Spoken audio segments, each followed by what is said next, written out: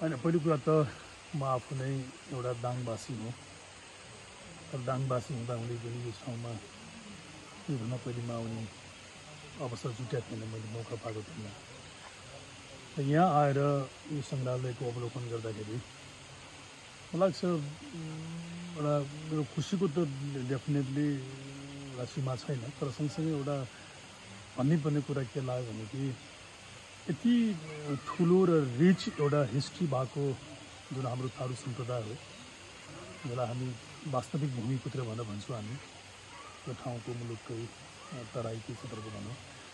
अब त्यो पछिल्ला दिनहरूमा विविध कारणले लोप हुँदै गइरहेका थियो।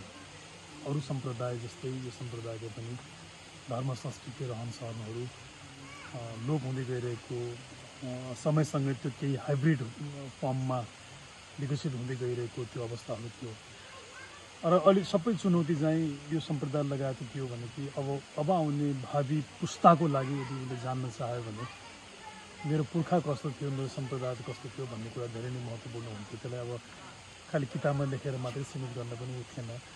त्यो हिसाबले जुन यो सङ्ग्रहालय यहाँ बनाएको रहेछ, मलाई लाग्छ यो अति नै, यो मसँग शब्द छैन, अति नै धेरै ठुलो एउटा पुण्य काम र गर्नै पर्ने कामसँग गरेको रहेछ। यसमा जुन जुन व्यक्तिहरू यसमा संलग्न हुनुभयो त्यो समग्र टिमलाई म एकदमै हृदयदेखि नै धन्यवाद दिन चाहन्छु।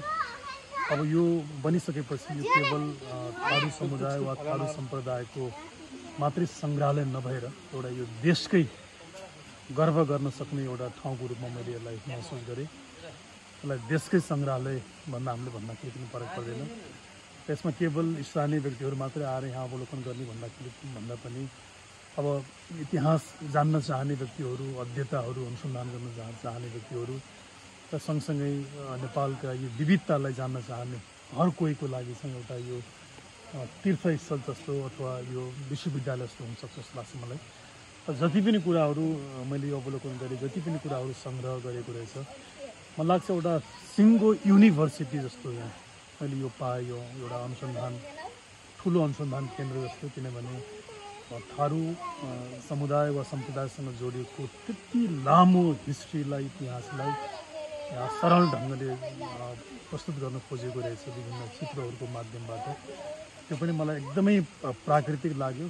कति पनि बनावटी केही नगरेर जातिको उत्पत्ति कसरी भयो, जाति कसरी विकसित हुँदै आयो, जातिका धर्म संस्कृतिहरू कस्ता थिए, त्यो जम्मै चिजलाई यहाँ रिफ्लेक्ट गर्न खोजेको देखिन्छ। र मैले सबै हेर्दाखेरि एउटा कुरा मैले के सिकेँ भने कि जुन देशमा हामीले राष्ट्रिय सामाजिक एकताको कुरा गर्छौँ, सायद त्यो चिज यो थारू समुदायबाट सिक्न सकिन्छ भन्ने मलाई आज अनुभव भयो। अझ मलाई केही यसको बारेमा थाहा थियो। अनि हामी डेमोक्रेसी, लोकतन्त्रको हामीले कुरा गर्छौँ, त्यो चिज भरपुर मात्रामा यो समुदायमा हुँदो रहेछ भन्ने देखिन्छ। त्यो डेमोन्स्ट्रेसन मैले हेर्दाखेरि चाहे राजनीतिको लिडरसिपको कुराहरू यहाँले भन्नुहोस् र समग्रमा नेपालको लागि अहिले चाहिने कुरा भनेको हाम्रो सामाजिक एकता हो, राष्ट्रिय एकता हो र हामी एक आपसमा मिलेर बस्ने भन्ने कुरा हो। त्यो चिज चाहिँ यो समुदायमा हिजो पनि थियो, आज पनि छ।